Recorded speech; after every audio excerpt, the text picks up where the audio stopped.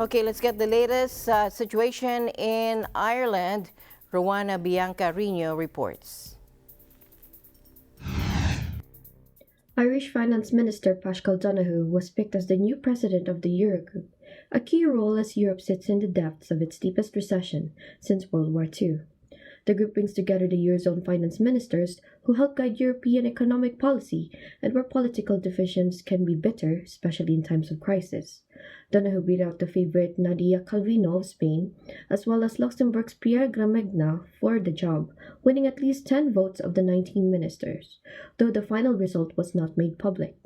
The job is considered one of the EU's key positions, along with the heads of the European Commission, EU Council, and the European Parliament. Donohoe begins his term on July 13 and will be an important figure in watching over a massive EU recovery plan that is still negotiation amid angry North-South divisions. Let's listen to the following announcements. For Europe. It's a great privilege to have the opportunity now to be president of the Eurogroup. I'm aware of what's involved in the job because I've seen this agenda at play now for 3 years.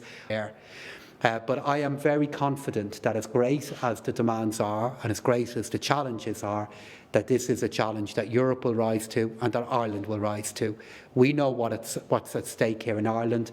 We know what's at stake for Europe. And I'll play my role working with all of my colleagues in the Eurogroup to make our contribution to a recovery that we will deliver.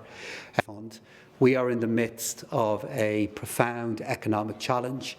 As we speak tonight, there are so many citizens here in Ireland and across Europe unsure if they'll have a job, unsure of what their income is going to be tomorrow. So many employers worried if they mightn't be around next year. So the number one fiscal priority has to be reaching agreement in relation to the recovery fund and then implementing it. And clearly the message of his campaign of Ireland and of Paschal being a bridge builder between the different interests in Europe at such a critical time in European history, I think was the telling strategy. Donohoe's road to victory began last week by gaining the crucial support of the European People's Party that unites the European Conservatives, including Chancellor Angela Merkel's CDU in Germany. Donohoe is regarded as a prudent caretaker who kept his country on the right track after the ravages of the Eurozone debt crisis. Paschal Donohoe has been Ireland's finance minister since 2017, spearheading measures to recover from a ruinous post-2008 recession and break the cycle of the boom and bust.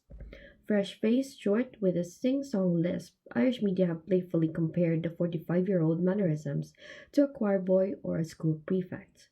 But he earned his grudging respect for cautiously steering the Irish economy out of choppy waters. Under his stewardship, the Irish government last year clawed its way back to a budgetary surplus for the first time in a decade, as he boosted the state coffers to prepare for Brexit. He retained his role in the new coalition government formed last month between the centre-right parties Fine Gael and Fianna Fáil, propped by the Greens. That is taken as a sign of his solid reputation, and he has trusted to whelm the economy as it navigates the twin threats of coronavirus and Brexit. The Eurozone economy is set to contract by a record 8.7% this year, with mass unemployment and other dire consequences still a possibility. The choice came as a surprise and has attributed to a campaign by ministers from small countries who were wary of giving the highly strategic post to a European heavyweight such as Spain. Ireland has angered its partners over the years for its firm opposition to a digital tax and spirited defense of its low business tax that has attracted US big tech companies to its shores. Donohoe will also be in charge of reviving stalled reforms of the single currency that is widely seen as needing fixing. So on a bit of background on Paschal Donohoe that attracted his supporters, Donohoe was born in the Irish capital in 1974 and attended Trinity College Dublin on a scholarship, graduating with a degree in politics and economics in 1996. He left Ireland for Britain to work for multinational Procter & Gamble on the fast-track graduate training program.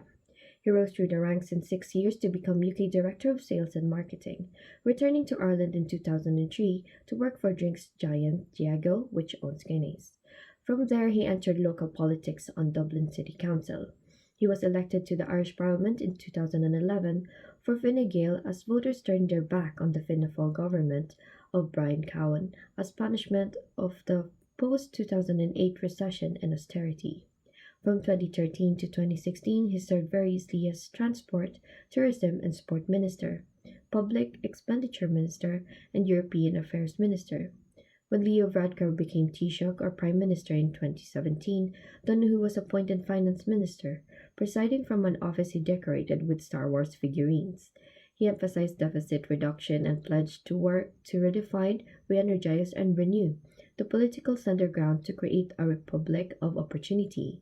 His first budget in 2018 was described by the Irish Times as more porridge, less pyrotechnics. The same could be said of his second and third uncontroversial budgets.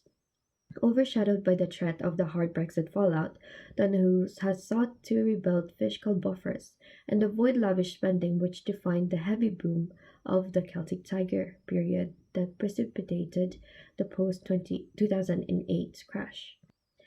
I'm Juana Bianca Arino, correspondent of the Republic of Ireland, and we live in interesting times.